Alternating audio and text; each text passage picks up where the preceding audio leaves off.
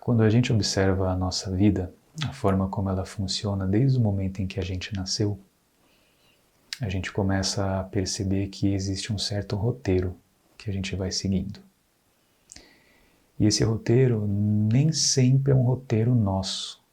Às vezes é um roteiro que foi escrito por outras pessoas e a gente simplesmente está seguindo, muitas vezes sem perceber, né? E o yoga é uma ciência, uma arte, uma filosofia, um corpo de conhecimento, cujo objetivo é qual? É nos vincular o máximo possível com a essência mais íntima e profunda em nós. Só que para a gente se conectar com a essência mais íntima e profunda em nós, a gente precisa necessariamente fazer um trabalho de reconhecimento de tudo que a gente vem trazendo e manifestando na nossa existência, nas nossas relações, e que eventualmente não é algo tão nosso assim, né? E esse reconhecimento é um processo que o yoga vai chamar de purificação, de limpeza, que é o que eu trouxe para vocês com a palavra em sânscrito shaucha, né? Então a purificação e a limpeza é no sentido de eu começar a reconhecer dentro desse roteiro que guia as minhas relações no mundo, o que é meu e o que não é meu. Como que eu consigo sair de uma existência, digamos assim, automatizada, robótica, acostumada, vinculada, habituada, condicionada, para que eu possa então perceber o que é uma manifestação minha verdadeira, né? E não condicionada, né? Principalmente condicionado por fatores externos. Só que após o reconhecimento de o que nesse roteiro não me pertence, não me traduz e não mais me nutre, é preciso um movimento seguinte, que é um movimento de transformação. Ou seja, eu me desvincular dos aspectos desse roteiro que realmente não tem vínculo com a minha essência íntima.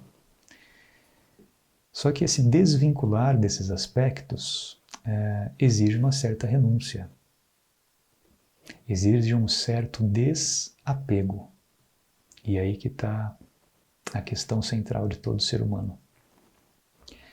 Esse desapego, essa desidentificação, esse desvincular-se de um roteiro pré-moldado que condiciona a minha vida e que não tem necessariamente um vínculo íntimo com a minha alma, esse desapegar traz um pouquinho de dor. Porque é difícil eu desapegar de algo, de alguém, de um contexto, de uma situação. E esse é um dos princípios mais valiosos que o yoga nos traz no sentido de fortalecer a nossa jornada de despertar da alma. A alma não consegue despertar para sua inteireza se não houver esses processos de desapego, né? E aí, para isso, o yoga vai nos trazer algumas dicas que são as seguintes. No Yoga Sutra de Patanjali, que é uma das obras mais respeitadas do yoga, e também na Bhagavad Gita, que é outra escritura muito respeitada de toda a tradição espiritual do Oriente, nessas duas escrituras, o yoga traz a mesma dica para o ser humano, que é qual? A alma conquista a inteireza da sua expressão, né? E aqui, conquistar a inteireza da sua expressão, a gente poderia trazer aqui como a palavra liberdade, né? Afinal, a alma é liberta não quando necessariamente ela quer fazer apenas o que der na telha. A alma é liberta quando ela tem espaço para expressar o teu potencial máximo. Isso é a liberdade que o yoga traz. Uma vida que ela está muito contraída pelo ego, fechada pelo ego, é uma vida que oprime a alma. Por quê? Porque o ego é esse, que segue às vezes um roteiro pré-moldado, O ego é esse que às vezes gasta tempo, gasta energia para tentar fingir ser o que não é, para se tornar mais gostável, mais aceitável por um protocolo e por um roteiro externo, né? E nesse movimento, o ego, digamos assim, anula a expressão genuína, legítima e liberta da alma. Então aqui o ser humano vive um grande dilema. Às vezes a gente vive, sim, a vida do ego, de um eu externo, e se esquece da alma, do eu interno.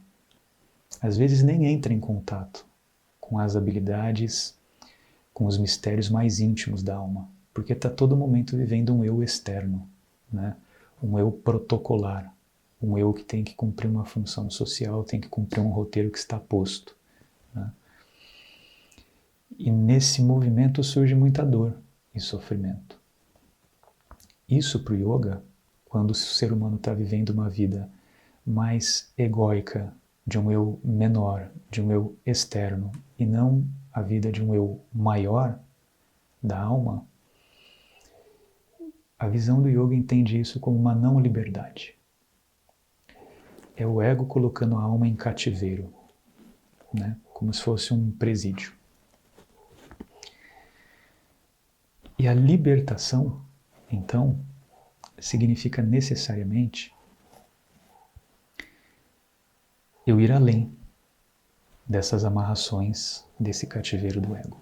E para isso, o Yoga Sutra e Bhagavad Gita vão falar o seguinte: essa libertação, ela acontece principalmente através de duas atitudes do ser humano. Primeira, abhyasa. Abhyasa é o quê? É a repetição, é a disciplina, é a prática. Por exemplo, o conhecimento do yoga vai trazer para a gente, vai revelar para o ser humano algumas técnicas para que o ser humano crie habilidade cada vez maior de observar as próprias emoções e observar sua própria mente. Observar seus próprios impulsos, suas ilusões, suas fantasias, seus equívocos. Uma das técnicas que o yoga traz para a gente observar tudo isso é aquela que é chamada meditação. Outra é aquela que é chamada prática de mantras, para purificação mental, concentração mental através do som, repetição do som. Outra técnica que, embora não pareça mental, mas é completamente mental, é a prática de asanas. Então são diversas técnicas que o yoga vai nos revelar e que elas só serão eficientes se houver o quê? Abhyasa. Prática, prática, repetição, repetição, repetição, repetição.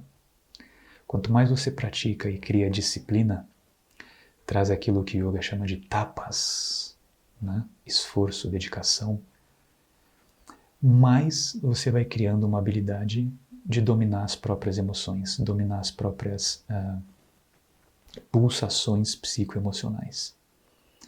No sentido de começar a reconhecer o que é seu e o que não é seu, né?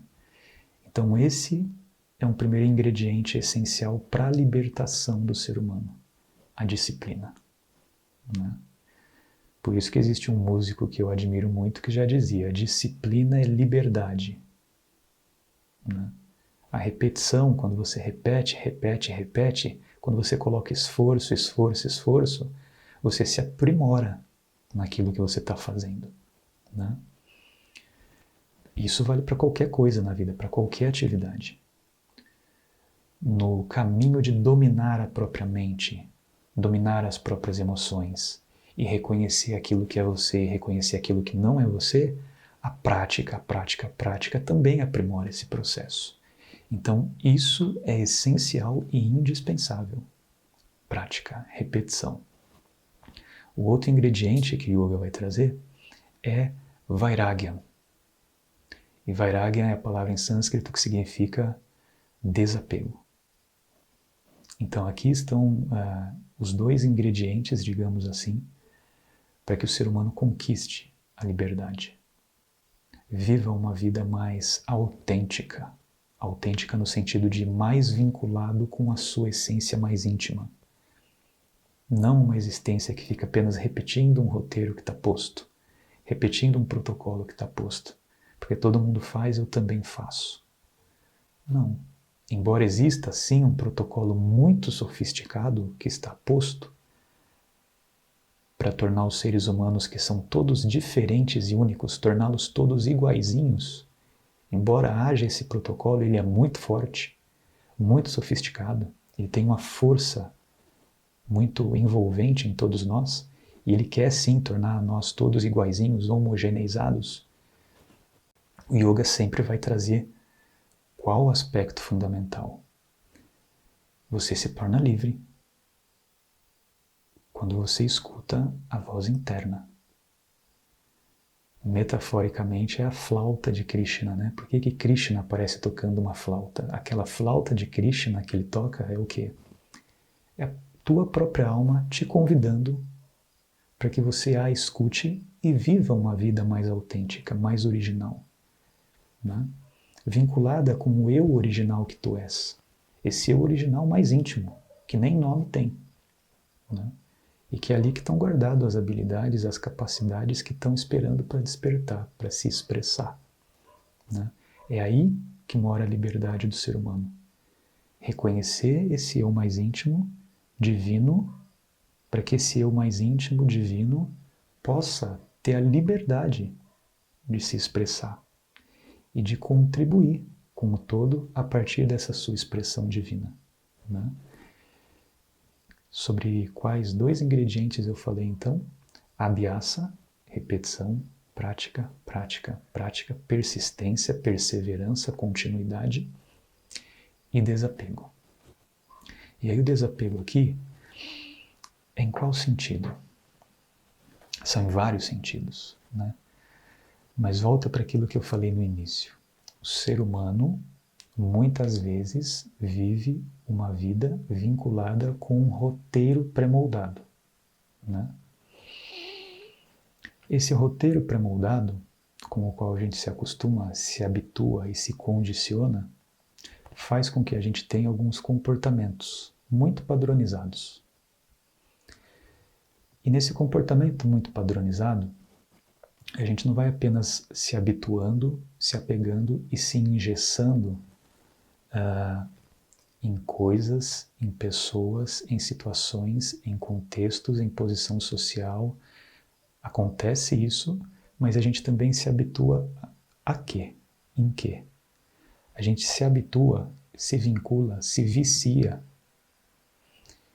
em certas emoções, em certas reações, que é aquilo que o yoga vai trazer com a palavra de samskaras. Lembram que eu falei sobre isso com vocês? O que são samskaras? Samskaras é um termo em sânscrito que em português significa formas iguais. Então é você imaginar o seguinte: eu sei e você sabe que a criança ela se comporta através de imitação. Ela olha para o pai, olha para a mãe, olha para o amiguinho que está ao lado e ela começa a imitar o comportamento dessas pessoas. Começa a falar igual, começa a andar igual. Só que não é apenas a criança que se reproduz, que se desenvolve através de imitação. O ser humano adulto, quando chega à idade adulta, também continua se desenvolvendo através de imitação. Então a gente começa a desenvolver algumas formas iguais, samskaras, inclusive no aspecto de sentir alguns sentimentos.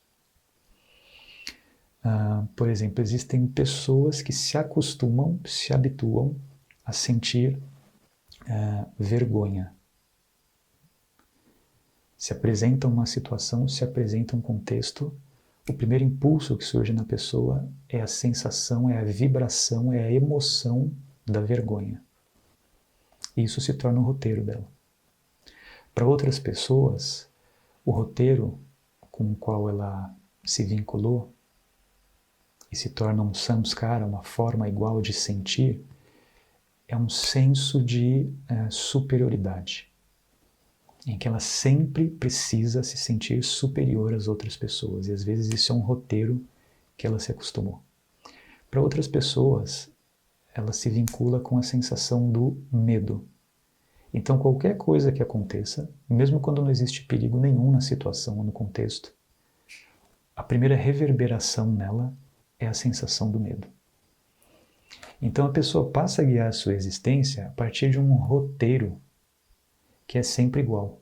Samskaras, formas iguais de sentir, de ver o mundo, formas iguais de julgar o mundo, formas iguais de se relacionar com o mundo, né? Então, quando o yoga fala de desapego, é um desapego, inclusive, em relação a esses samskaras, essas formas iguais de sentir, com as quais a gente se vincula e, de repente, a gente não consegue se libertar desse roteiro, né?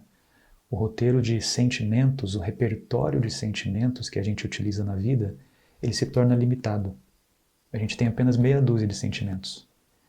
E a gente utiliza essa meia dúzia de sentimentos do nosso repertório para lidar com as situações que se apresentam ao longo do dia, né? Então a nossa vida vai ficando o quê? Oprimida, reprimida, né? Só que, mais uma vez, se eu pratico, tenho a disciplina de trazer essas práticas de observação das emoções e da mente cada vez mais refinadas, cada vez mais sutis, eu vou criando um poder de desapego. Desapego em relação a esse repertório limitado de vibrações, sensações, sentimentos que de repente oprimiram e limitaram a minha existência, né? Como que o desapego aqui acontece? Eu vou reconhecendo que essas sensações todas que eu estou sentindo, eu não sou necessariamente elas. Elas estão surgindo. Elas estão surgindo por conta de algo externo que está acontecendo. Então a minha prática de yoga, no sentido de observar as minhas emoções e a minha mente, vão me dando uma tecnologia no sentido de eu começar a perceber a natureza. O que eu quero dizer com a natureza? A origem de determinadas vibrações, sensações e sentimentos. Eu começo a pegar no flagra o porquê que eu estou sentindo medo. Mesmo quando não há necessidade nenhuma do medo, ou da desconfiança, ou da insegurança, ou seja lá de qualquer sensação, eu começo a reconhecer o porquê de cada determinado sentimento, emoção, pensamento. Aquilo que antes acontecia em mim de forma completamente automática, de forma completamente robótica, eu não tinha consciência nenhuma sobre tudo isso que me atravessa todo dia. Agora eu tenho consciência. E porque agora eu tenho consciência, eu consigo me libertar. Eu consigo desapegar. Então aqui está o início de um processo de libertação do ser humano. De desapegar até desse repertório muito limitado de sentir a vida e que, consequentemente, vai guiar a minha forma de viver a vida, né? E ao me libertar, ao desapegar desse repertório, eu vou deixando e permitindo surgir em mim novos repertórios, novas formas de sentir. Olha que curioso, talvez existam inclusive sentimentos que talvez você nunca tenha sentido na vida. Já imaginou que poderoso isso? Vários sentimentos que você ainda nunca sentiu na vida. Olha que mágico isso. E se existem sentimentos que você e eu talvez nunca tenhamos sentido na vida, isso quer dizer o quê? Isso quer dizer que existe uma forma de viver a vida que talvez a gente nunca ainda tenha experimentado. Isso quer dizer que talvez exista uma forma de se relacionar com a vida, se relacionar com as pessoas, que a gente ainda nunca tenha vivido, mas está esperando para acontecer. E é aí que a alma vai se ampliando. É aí que as amarras do monopólio e da ditadura, da egoidade vão se dissolvendo e a alma vai ganhando espaço. A alma vai crescendo.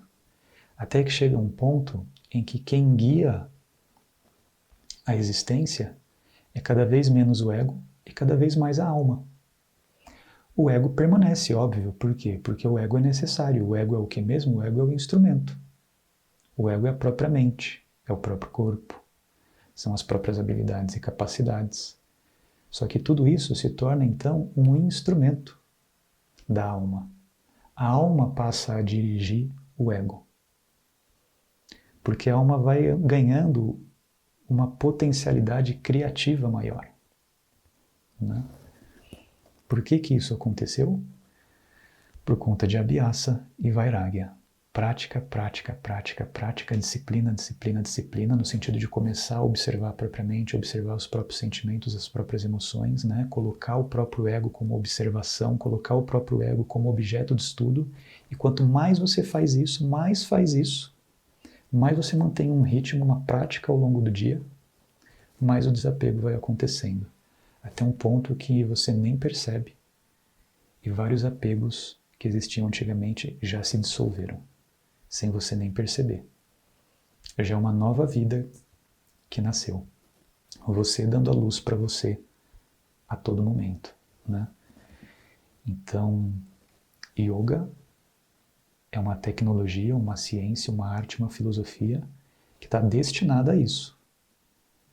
Yoga é digno de ser chamado de yoga quando conduz o ser humano ao encontro da sua essência mais íntima. É para isso que trouxeram o yoga para esse planeta e para essa humanidade. Para que o ser humano seja conduzido ao reconhecimento da sua essência mais íntima. Para isso vai ter que ter desapego. Tudo bem?